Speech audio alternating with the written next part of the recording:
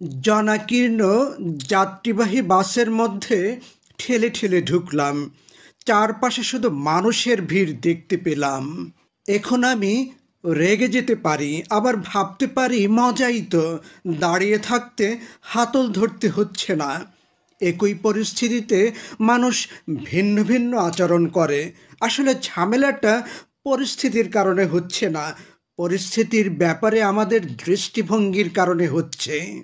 শুধু পানির কারণে সুনামি ভয়ঙ্কর নয়, বরং পানির সাথে আমাদের দিকে ছুটে আসা জিনিসপত্রগুলোর কারণে।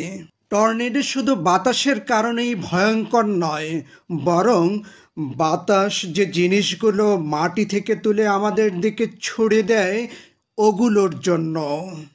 আমরা অসুখী খারাপ কিছু হয়েছে বলে নয়, বরং মনে ঘুরপাক খাওয়া চিন্তার কারণে।